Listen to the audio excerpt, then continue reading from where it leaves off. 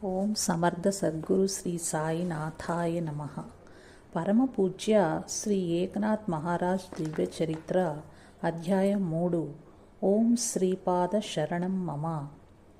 సద్గురుని కర్తవ్యం.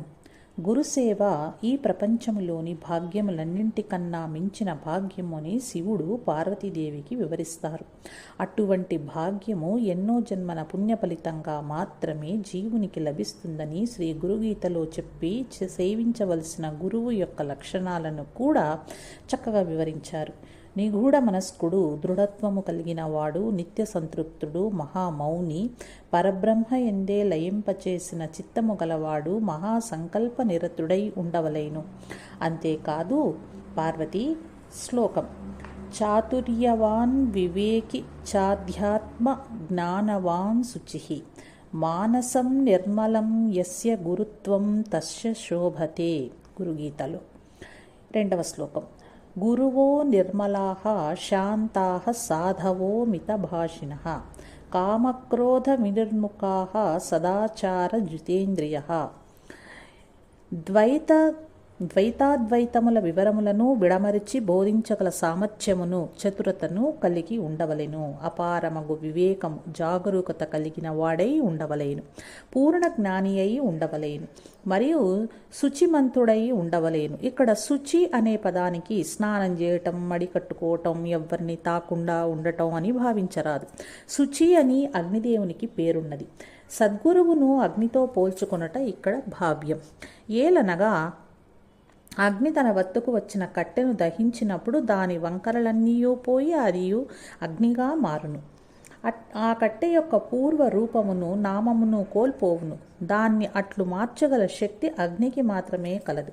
అదేవిధంగా పరమగురువును సద్గురువును చేరిన శిష్యుని పూర్వకర్మలన్నీ సేవతో భస్మమై పోవునని విశ్వసించవలేను. మరియు సద్గురుని మానసము నిర్మలముగా ఉండునని తెలిపి ఈ లక్షణములు కలిగిన సద్గురుని అన్వేషణతో చేరి సేవించవలనని బోధించారు. సద్గురువు నిర్మలుడై ఉండుట చేత కామక్రోధముల నుంచి విడబడిన వాడని తెలుస్తుంది. కామక్రోధాదులకు ఆలవాలమై ఉన్న మనస్సుకెన్నడూ నిర్మలత్వం కలగదు. అసలు అవియే మనస్సు పైన ప్రభావము చూపే మలినములు కదా. నిర్మలం అనగా మలినం లేనిది. మలినమును శరీరము నుంచి ప్రతిరోజు దూరం చేస్తున్నాం స్నానం ద్వారా. కానీ మనమెవ్వరూ కూడా మనస్సుపై నుండే మలినాలను గురించి యోచించము. సద్గురుని మనసు నిర్మలంగా ఉంటుంది అంటే కామక్రోధముల ప్రభావం అక్కడ చూపలేవు. అది మనమెలా తెలుసుకోగలము? ఎందుకంటే ఇటువంటి సద్గురువును అన్వేషించమన్నారు కావున దేనిని బట్టి తెలుసుకోవాలి అనగా ఎవరి మనసు సంగతైనా వారి ప్రవర్తనను బట్టే కదా తెలుసుకొనగలము. అందుకని శాంత స్వభావులు, మితభాషణులు, సాధు మృదు స్వభావులుగా ఉండే వారిని జితేంద్రియుగా గుర్తించవచ్చునని చక్కని సూచనలు ఇచ్చారు. ఈ సూచనల ప్రకారం అన్వేషణ చేసిన సాధారణ వ్యక్తికి సద్గురువు లభించడం దుర్లభమే. ఎందుకంటే సామాన్యుని మనసు పూర్తి అజ్ఞాన దశలో ఉంటుంది. కావున పూర్ణ జ్ఞానిని గుర్తించలేదు. సామాన్యుడే అయినప్పటికీ శిష్య లక్షణాలు గనుక సంపూర్ణంగా కలిగి ఉంటే పరమగురువునికి, జ్ఞాని అయిన సద్గురువునికి పూర్తిగా వీని లక్షణాలు అవగతమే. కావున గురుడే ఆదరించి అనుగ్రహించడం సర్వసాధారణంగా జరుగుతూ ఉంటుంది అని శ్రీ విఠల్ బాబా వారు పదే పదే చెప్పుచున్నారు. ఇక్కడ శ్రీ ఏకనాథ్ మహారాజ్ వారు సచ్చిష్య లక్షణాలు కలిగి గురుని వెదుకుచూ వచ్చినందున వారికి సద్గురువు లభించారు, ఆదరించారు, సేవలను అంగీకరించారు, చేయూతను అందించారు. ఆత్మజ్ఞానం పొందుటకు అర్హతను కలిగించే మార్గములో అతను నడిపించారు. తన జీవిత పగ్గాలను సద్గురుని చేతికి అప్పగించటమే శిష్యుని పని. తర్వాత ఆ సారథి ఎట్లు నడిపితే అట్లు నడుచుకోవాలి. ఇది ఎవరికి వారే అనుభవైక వేద్యమే కానీ బోధించినంత మాత్రాన కూడా సాధ్యపడదని అనుకోవాలి. 100కి 100 మార్కులు తెచ్చుకోగలిగిన శిష్యుని పట్ల సహజంగానే గురుని వాత్సల్యం పొంగిపొరలి కట్టలు తెంచుకుని ప్రవహిస్తుంది. ఏ విధంగానైనా ఏకనాథకు శ్రీ దత్త దర్శనం ఇప్పించాలని గురుదేవులకు సంకల్పం కలిగింది. జమా ఖర్చులు లెక్కలు చూస్తూ ఒకరోజు రాత్రి చాలా ప్రొద్దుపోయింది. గురుదేవులకు పాదాలు ఒత్తి వారు నిద్రించారనుకుని నాథ్ గారు లెక్కల పనిలో పడినారు.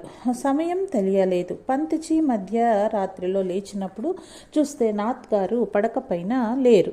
ప్రక్కన గదిలో దీపం వెలుగుతూ ఉంది. ఇంత రాత్రి వేళ నాథ్ ఏం చేస్తున్నాడోనని నెమ్మదిగా అడుగులు వేస్తూ పోయి అక్కడ నిలిచి చూచారు. నాథ్ లెక్కలు చూడటంలో నిమగ్నుడే గంట సేపు నిలబడిన గురుదేవుల రాకను గుర్తించలేదు. కొంతసేపటికి ఆ లెక్క సరిపోయింది. ఆనందంతో హమ్మయ్య అని పెద్దగా నవ్వేసి సాధించానని చిటికలు వేస్తూ కాగితాలు సర్దుకుంటుంటే గురుదేవులు వెనక నుండి ఆహా ఏమి ఆనందం, కారణం చెబితే మేము కూడా ఆ సంతోషంలో భాగం పంచుకుంటాం కదా అంటూ చెప్పకూడదని అయితే వద్దులే అన్నారు. నాథ్ గారు అమాంతంగా వంగి గురుదేవుల పాదాలు పట్టుకుని గురుదేవ్ మీరున్నది గమనించినందులకు క్షమించండి అని ప్రార్థనాపూర్వకంగా అన్నాడు. గురువుగారు సరే క్షమించానులే కానీ విషయం ఏమిటో చెప్పు అన్నారు. స్వామి ఈరోజు ఒక పొరపాటు వలన ఒక పైసా తేడా వచ్చింది. అది తేల్చటానికి కూర్చుంటే ఎంత సమయం పట్టింది. చివరికి తేలింది. అయినా పొరపాటు అనేది పడటము చాలా తేలిక, దాన్ని సరిదిద్దుకోవటం అనేది ఎంత కష్టం అని ఆలోచన రాగానే నాకు నవ్వు వచ్చింది. గురుదేవా ఏ విషయమైనా ఇంతే కదా అన్నారు నాథ్. పంతిజీ ఒక్క పైసా కొరకు ఇంత సమయం కష్టపడినావా అన్నారు. స్వామి పైసా అయినా తేడా వచ్చినప్పుడు దాన్ని నిర్లక్ష్యం చేస్తే వందలు వేలైనా నిర్లక్ష్యం ఏర్పడుతుంది. ఇది ప్రభుత్వ సొమ్ము, లెక్క సరిగ్గా ఉండటమే మంచిది అన్నాడు నాథ్. ఏక చాలా చక్కగా చెప్పావు, చాలా సంతోషమైంది. నీ వంటి శిష్యుడు దొరకటం నాకు భగవంతుడిచ్చిన వరమే. నీకు ఏమి కావాలో కోరుకో అన్నారు గురువుగారు. వారి ఇరువురు ఒకరిని మించిన వారొకరు. అదేమిటి గురుదేవ్, తమరి సేవ నా అదృష్టం కొద్దీ దొరికింది. తమరిలా మాట్లాడటం భావ్యమా? దయచేసి నన్ను లజ్జితుని చెయ్యవద్దు. తమరి వద్ద నేను కోరినది సేవ మాత్రమే, అది నాకు ప్రసాదించారు. ఆ పైన నాకేమివ్వాలో మీ నిర్ణయమే గాని నేను కోరటం ఏమిటి? నాకిచ్చిన పనిని నేను సవ్యంగా నిర్వహించితే నా ధర్మాన్ని నెరవేర్చిన వాడనవుతాను అన్నాడు. పంతిజీ నాథ్ గారి మాటలకు చాలా ప్రసన్నులైనారు. అతని కార్యదీక్షతకు, సచ్చీలతలకు, వినయ విధేయతలకు ముగ్ధులై నాథ్ ఒక్క పైసా కూడా తేడా రాకూడదని భావించిన నీ జీవితం గంగాజలంబుల స్వచ్ఛంగా లోకులందరికీ ఉపయోగపడటయే కాక అందరినీ పవిత్రీకరించి దుఃఖోపశమనం కలిగించాలి అంటూ దీవించారు. ఆ అర్ధరాత్రి వేళ ప్రశాంత సమయములో శ్రీ గురుదేవుల ఆశీస్సులు పొంది నాథ్ మహారాజ్ మరలా ప్రణామం చేశారు. ఒకరోజు పంతిజీ తమ కొలువు చేస్తున్న దళితుడైన ఒక సైనికునికి మంత్రోపదేశం చేశారు. గురుదేవులకు దళితుల పట్ల, దీనుల పట్ల ఇంత దయ ఉన్నదన్న సంగతి పూర్తిగా నాథ్ గారికి విషదమైంది. తన భావంలో కూడా భగవంతుని దృష్టిలో లేని వైషమ్య భావాలు ఈ సమాజంలోని మానవులలో ఎందుకు కలుగుతున్నాయనే వేదన ఉండేది. ఆ బాధ సద్గురు సన్నిధిలో జరుగుతున్న అనేక సంఘటనలతో దూరమై తన మనసుకు ప్రశాంతత ఏర్పడింది. నాథ్ గారికి నాథ్ గారికి ధైర్యం చేసి గురుదేవా మంత్రదీక్షకు అందరూ అర్హులైనా ఎవరికైనా దీక్షనివ్వవచ్చునా అని అడిగారు. అప్పుడు పంతగారు నాథ్ ఎందుకు అలా అడుగుచున్నావు, నీకు ఆ సందేహం ఎందుకు వచ్చింది అని అన్నారు. స్వామి నా చిన్నప్పుడు పాపములే దుఃఖానికి కారణమని మా పౌరాణికులు చెప్పగా మరీ వారందరినీ భగవన్నామ స్మరణతోనూ మంత్రజపం నేర్పించో పాప విముక్తులను చేయవచ్చును కదా అని నేను అడిగాను. దానికి వారు అలా ఎవరికంటే వారికి మంత్రదీక్షలు ఇవ్వకూడదని చెప్పారు. మరి వారి దుఃఖాలు ఎలా పోతాయి అంటే వాళ్ళు హీనులు, పాపం చేసి పుట్టారు, వాళ్ళ కష్టాలు వాళ్ళు పడాల్సింది అని అన్నారు. నాకు చాలా బాధ కలిగింది. ప్రభు మనం తలుచుకుంటే వారి కష్టాలు దూరం చేయలేమా అనే జిజ్ఞాసతో భగవంతుని ప్రార్థిస్తుండగా కొన్ని రోజులకు ఒక వృద్ధుడు దర్శనమిచ్చాడు.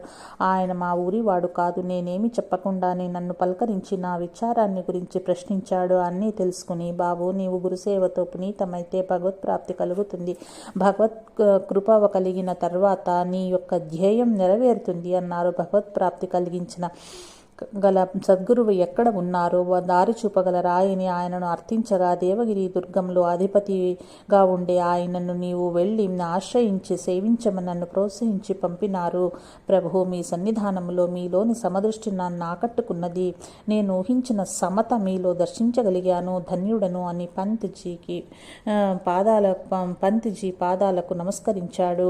అప్పుడు పంత్ గారిలా అన్నారు. నాథ్ నేను మాత్రం ప్రసాదించానంటే అతను జాతితో పని లేకుండా అతనిలోని భక్తి, నిష్ఠ, నిర్దిష్ట, సేవాభావం, కార్యదక్షత, వినయము, విధేయత, సేవలో తత్పరత, భగవంతునిపై ప్రీతి, నిర్భయత్వము, తోటి జీవుల పట్ల కారుణ్య భావము, పరోపకార బుద్ధి సచ్చీలతలను మాత్రమే పరిగణనలోనికి తీసుకొనుట జరిగింది. నాయనా ఏక, ఈ సద్గుణాలన్నీ నీలోనూ నెలకొని ఉన్నాయి అన్నారు. ఆ రోజు నాథ్ తన మనసులోని జిజ్ఞాసనంతా గురువుకు నివేదించుకున్న తర్వాత తానేదో సాధించాలనే ఆకాంక్ష కూడా లేదిప్పుడు.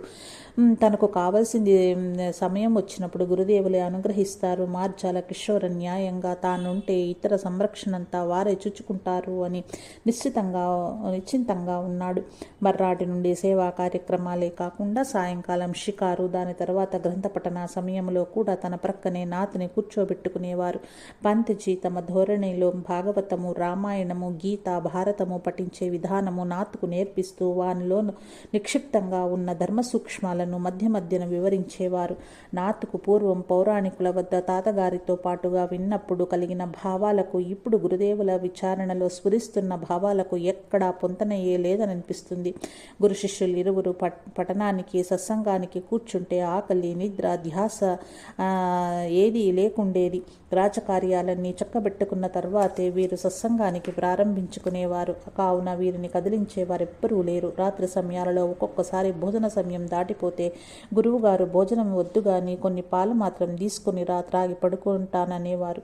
నాథ్ గారు గురువుగారికి పాలు త్రాగించి తాను మాత్రం భోజనం ఎలా చేయగలని అనుకుంటుండగానే ఆయన మనసులోని భావాలను గురువుగారు చదివేశారా అన్నట్లు, నాథ్ నీవు భోజనం చేయకుంటే పాలైనా త్రాగు మరి అని దగ్గర నుంచి త్రాగించేవారు. నాథ్కు తల్లి తండ్రుల ప్రేమ కరువైంది. కానీ తాతగారు కూడా ప్రేమతోనే సాకినారు. ఆ ప్రేమలేవీ కూడా ఈ సద్గురుని ప్రేమతో సాటిరావనిపించి కళ్ళ నిండా నీళ్లుండేవి. గురుదేవులు, నాథ్ నా పుత్ర, అంతలోనే ఏమిటిది, నేనేమన్నానని కన్నీళ్లు అన్నారు. గురుదేవా, మీ సాన్నిధ్యంలోని మధుర ప్రేమకు మనసు కరిగి కళ్ళల్లో నీళ్లుగా స్రవించిందంతే గద్గద స్వరంతో అంటూ కాళ్ళు పట్టుతుంటే, నాథ్, మనది ఈ జన్మబంధం కాకపోవచ్చు, ఇది జన్మాంతరముల బంధం అనిపిస్తోంది అంటూ పరమ ప్రేమ ఉట్టిపడే స్వరంతో పలుకుతూ ఉంటే నాథ్లో ఆహా, ఇటువంటి గురువు లభించటం నా పూర్వజన్మ పుణ్యఫలమే అనిపించి ఒక్క క్షణం ఈయనే భగవంతునికి చెప్పబడిన కళ్యాణ గుణాలన్నీ వీరికున్నాయి, ఏదీ తక్కువ కాదు, అవును సాక్షాత్ పరబ్రహ్మ, ఇంతకన్నా నేను ఏమి సాధించాలి అని అనిపించింది. పూర్ణ సంతృప్తికరమైన ఆ ఆలోచనలతో నాథ్ నిద్రలోనికి జారుకున్నాడు. ఆ శ్రీ జనార్దన పంత్ గురుదేవులను నిష్కల్మషంగా సేవిస్తూ వారికి నిత్య నైమిత్తిక కార్యకలాపమునందు శ్రద్ధ భక్తులతో సేవలను అందిస్తూ ఏకనాథ్ దాస్య భక్తిలో లీనమై కాలం గడుపుతున్నారు. అలా కొంతకాలం గడిచిన తర్వాత ఒకనాడు ధీర గంభీర ముద్రలో పంత్జీ చాలాసేపున్నారు. ఏక్నాథ్ గారికి ఇది వింతగానే ఉన్నది. వారి విషయంలోనైనా క్షణాల మీదనే నిర్ణయాలు తీసుకోగల ధీమంతులు. రాజ్యమంతలి విషయాలైతే తన పరిధిలో పనిచేయు వారిని రావించి వారి సలహాలను కూడా విచారించుకుని తమ నిర్ణయాలను, ఆజ్ఞలను జారీ చేస్తారు. వారు ఎక్కువసేపు ధ్యానంలో బ్రహ్మముహూర్తము నుంచి గడుపుతారు. తరువాత పూజాధికాలు చేస్తారు. అందులో ఆ రోజు గురువారం, రాజకీయ కార్యకలాపాలకు సెలవు దినం. గురుదేవులు తమ దినచర్యకు భిన్నంగా ఈ రోజు ఎందుకున్నారో, ఏమి చింతించుచున్నారో ఏకనాథ్ వారికి అర్థం కాలేదు. అడిగి తెలుసుకునే సాహసం చెయ్యరాదు. ఏదైనా ఉంటే వారే పిలిచి చెప్తారని వారి సమీపంలోనే మసులుచు వారి ఆజ్ఞలకై ఎదురు చూస్తూ ఉన్నారు. ఉన్నట్లుండి గురుదేవులు, నాథ్, జీవిత పరమార్థం ఏమిటంటావు అని అడిగారు. గురుదేవా, నా వరకు నాకు గురుకృపను పొందటమని భావిస్తున్నాను. ఎందుకంటే సద్గురుని కృప లభిస్తే ఈ జగత్తులో ఏదైనా పొందగలరు. దేనిని పొందిన తరువాత ఇంకా దేనిని పొందాలనే కోరిక ఉండదో దానిని పొందుటయే పరమార్థము అని భావిస్తున్నాను అన్నారు గురుదేవులు. అయితే గురువు అంటే అర్థం అన్నారు. వెంటనే ఏకనాథుడు అజ్ఞానమనే చీకటిని తొలగించి జ్ఞాన ప్రకాశాన్ని ప్రభావితం చేసేవాడని భాగవతంలో చదివాము కదా గురుదేవా. ఈ భవసాగరాన్ని దాటించి జ్ఞానస్వరూపుడైన పరమాత్మని చెంతకు చేర్చువాడు అని సమాధానమిచ్చాడు. అంతేనా, ఇంకేమైనా అర్థం ఉందా అని గురుదేవులు అడిగారు. గురుదేవా, సృష్టి స్థితి లయకారకుడైన వాడు, ఆద్యంతములు లేనివాడు, గురువే బ్రహ్మ, గురువే విష్ణువు, గురువే ఈశ్వరుడైనట్టివాడు అనగా త్రిమూర్తి స్వరూపుడు. ఈ మూడింటి కలయిక వలన సాక్షాత్ పరబ్రహ్మ అని చెప్పబడినాడు అని సమాధానం చెప్పాడు. గురుదేవులు వెంటనే ఈరోజు ఏం వారం అన్నారు. ఏకనాథ్, గురుదేవా, ఈరోజు గురువారం, తమరు నిత్యానుష్ఠానములు గడపవలసిన రోజు, గురు చింతనలో గడుపుట కూడా సముచితమే అన్నాడు. అవును అని పంత్జీ, ఏక, నీవు మరి అటువంటి గురువును దర్శిస్తావా అన్నారు. గురుదేవా, నేను నేను ఆ విధంగా గురువును దర్శించాలని మీ వద్దకు వచ్చాను, మీలోనే దర్శిస్తున్నాను అన్నాడు. కాదులే, నేను కాదు, నీకు సద్గురువు లభించాలని దీవిస్తున్నాను అనే కాసిని మంచినీరు తీసుకుని రా అన్నారు. నాథ్ గారు గురువుగారి వింత ధోరణికి లోలోన ఆలోచించుకుంటూ మంచినీరు తెచ్చిచ్చారు.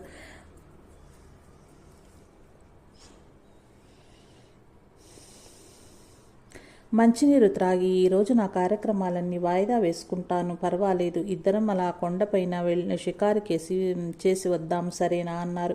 గురువుగారు ఏం చేయాలంటే దానికి సిద్ధమైన వాడే కదా శిష్యుడు. సరే, తమరి ఆజ్ఞ ఏదైతే అట్లే చేద్దామని. అక్కడ ఏమున్నది అని అమాయకంగా ప్రశ్నించిన శిష్యునితో, ఆ కొండపైన ఒక సరస్సు ఉంది, పెద్ద రావి చెట్టు ఉంది, ఆ చెట్టు నీడలో ఎన్ని గంటలు కూర్చున్నా ఆకలి దప్పులు ఉండవు, పోదాం పదా అన్నారు గురుదేవులు. శిష్యుడు ఒక గుర్రము, గురువుగారు ఒక గుర్రము ఎక్కారు. ఆ కొండపైకి ఎక్కగలిగినంత దూరం ఎక్కి అక్కడ ఒక చోట వాటిని కట్టివేసి కొండ శిఖరం పైకి నడిచి వెళ్లారు.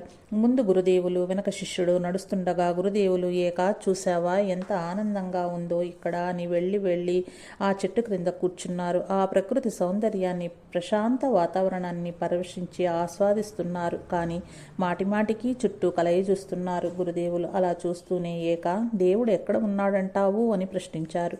ఏకనాథ్ ఎదురు చూడని ప్రశ్నకు అదిరిపడి, అంతటా నిండి ఉన్నాడు అని సమాధానమిచ్చాడు. మళ్ళీ గురువుగారు, అంతటా అంటే అని ప్రశ్నించారు. నాలోనూ మీలోనూ ఈ విశ్వమంతటా నిండి ఉన్నారన్న భావన అన్నారు ఏకనాథ్.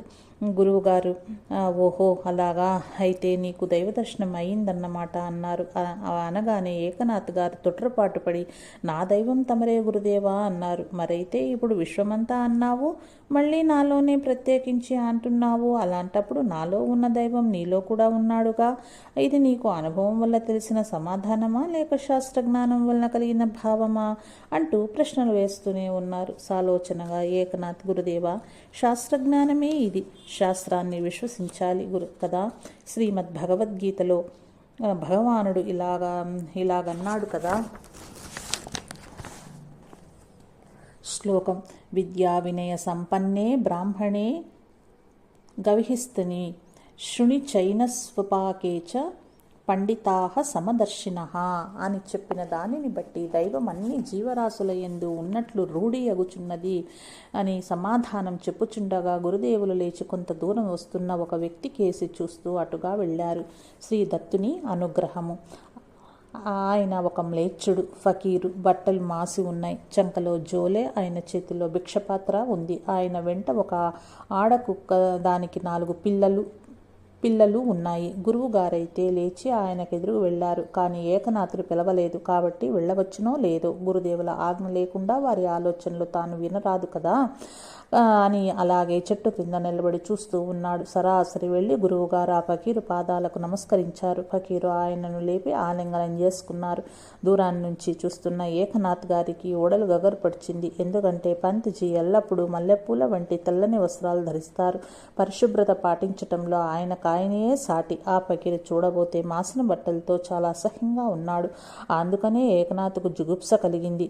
అక్కడ వారిరువురు చెట్టు కింద ఆసీనులైనారు. ఒకరినొకరు ముద్దాడుకున్నారు. కొంతసేపు ఏవేవో విషయాలు మాట్లాడుకుంటున్నారు, నవ్వుకుంటున్నారు. ఏమీ మాటలు మాట్లాడుకుంటున్నారు మాత్రం తెలియదు.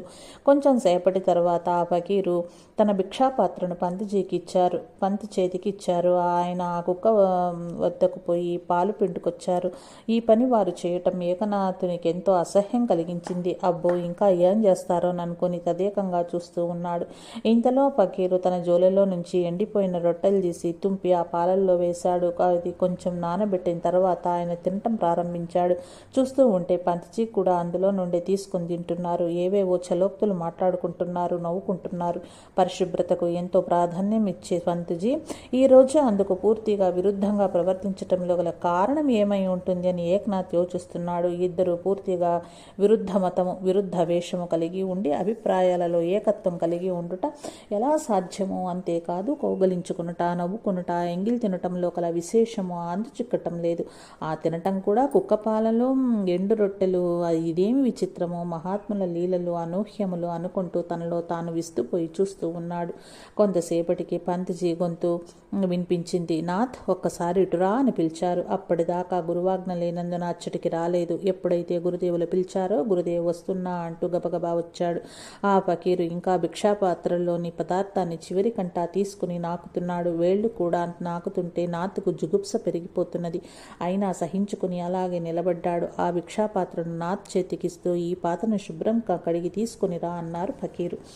నాథ్ చేసేది ఏమీ లేక చేతికి ఆ పాత్రను తీసుకుంటుంటే శరీరంలోకి ఏదో విద్యుత్ ప్రవహిస్తున్నట్లయింది. విచిత్రమైన అనుభూతి కలిగింది. చాలాసేపటి నుంచి మదనపడుచున్న ఈ జుగుప్సాభావం ఎగిరిపోయింది. సరాసరి నీటి వద్దకు వెళ్ళాడు. అంతలో నూతనమైన ఆలోచన వచ్చింది. ఈ పాత్రలోనే కదా తన గురుదేవులు కూడా తిన్నారు. గురుచిష్టం భుజించాలని శ్రీ గురుగీతలో ఉన్నది. తన గురువులకు ఆయన గురువే అయి ఉండాలి. కావున ఇప్పుడు ఈ పాత్రలో కొంచెం నీరు వేసి నేను కూడా త్రాగి చూస్తాను అనుకుని అలాగే ఆ నీరు త్రాగేశాడు. తన్మయత్వంలో ఏమీ తెలియటం లేదు. చుట్టూ కలయి చూస్తున్నాడు. ఆనందం, పరమానందం, అది వర్ణనాతీతం. తన చుట్టూ వెలుగే, చెట్టు చేమలు, నీటిలో అంతటా దివ్య తేజస్సు. ఈ ఆనందం, విస్మయంలో సమయం తెలియటం లేదు. అంతలో ఏ చోకరా క్యా కర్తా, ఏం బాలక, ఏం చేస్తున్నావు అంటూ ఫకీరు గొంతు వినపడింది. నాథ్ గారు సమయస్ఫూర్తితో బర్తన్ సాఫ్ కర్తా హూ, పాత్రను శుద్ధి చేస్తున్నాను అని సమాధానం ఇస్తున్నాడు. అంతలో సర్వజ్ఞులైన పంతిజీ నవ్వు వినపడింది. వారిద్దరూ ఏ పాత్రను శుద్ధి చేస్తున్నాడు? పాత్ర శుద్ధియుట నవ్వులు వినిపించాయి. ఇక్కడ మనం కొంత విచారణ చెయ్యాలి. పాత్ర అంటే అనేక అర్థాలున్నాయి. ఈ శరీరం అనే అర్థం, మనస్సు అనే అర్థం, జీవితం అని మరొక అర్థం, చేతిలో ఉన్న పాత్ర, ఇన్ని అర్థాలున్నాయి. పాత్రను శుద్ధి చేయటం ద్వారా పాత్రత అనగా పవిత్రత కలిగి ఉపకరిస్తుంది. ఈ విషయం మనమందరం తెలుసుకుని ప్రవర్తించాలి. ముందుగా మనస్సు పవిత్రత పొందితే శరీరానికి పవిత్రత వస్తుంది. నడవడికి అప్పుడే పవిత్రత కలుగుతుంది. అదే జీవితం. ఉన్నంతకాలం నిలుపుకుంటే ముందు తరాల వారికి ఆదర్శమైన చరిత్రగా మిగిలి కీర్తిని నిలుపుతుంది. లేకపోతే పుట్టుట గిట్టుట జరుగుతూనే ఉంటుంది. ఈ జనన మరణ చక్రము నుంచి విడపడాలంటే ఏ జన్మలోనైనా ఈ పాత్రతను సంపాదించుకోవలసిందే. పాత్రత ద్వారానే విముక్తి లేక ముక్తి లభిస్తుంది. దీనిపైన మన పెద్దలు ఎన్నో తత్వాలు, పాటలు, కీర్తనలు, చాటువులు, సామెతలు కూడా వ్రాసినారు. ఈ పాత్రతను సంతరించుకోవటానికి ఈనాటి పొట్టకూటి విద్యలు కాదు కావలసింది. అక్షర జ్ఞానము లేని వ్యక్తులు కూడా ఆధ్యాత్మిక మార్గంలో విద్యను గడించే సౌలభ్యం ఉన్నది. అదే ఆత్మవిద్య. ఆత్మవిద్య అనగానే చాలామందికి అర్థం కాని విద్య ఏమో అనే భావం కలుగుతుంది. ముఖ్యంగా తాను ఏమి చేస్తున్నాడో నిరంతరం అని తన్ను తాను అధ్యయనం చేసుకోవటమే ఆత్మవిద్య. ముందుగా తన్ను తాను సవరించుకుంటూ ఈ అధ్యయనం చేస్తూ ఉంటే పవిత్రతతో కూడిన పాత్రత ఆ వ్యక్తికి సమకూరుతుంది. కాబట్టి ఏ వ్యక్తికైనా ఎంత చదువుకున్న వాడైనా కానీ ఈ రకమైన స్వాధ్యాయం తన్ను తాను చదువుకున్నట ద్వారానే పవిత్రత కలుగుతుందని తెలియాలి. రచయిత్రి స్వానుభావంలో ఈ విషయాలపై ఈ మాత్రం చర్చ చేయగల సామర్థ్యం కలిగిందంటే ఇది సద్గురునాథులైన శ్రీ విఠల్ బాబా వారి ప్రతిభయే కానీ వేరు కాదు. ఇది సత్యము. ఏక్నాథ్ గారు ఆ పాత్రను తన మనసనే పాత్రను కూడా శుద్ధి చేసి తీసుకుని వచ్చేసరికి వారిద్దరి మధ్యలా సంభాషణ జరుగుతున్నది. పంత్జీ ఫకీరుతో చెప్తున్నారు. మనవాడే భగవంతుడిని అంతటా అన్నింటా దర్శించగలిగిన వాడు అన్నారు ఫకీర్. బహుత్ అచ్చా హై అని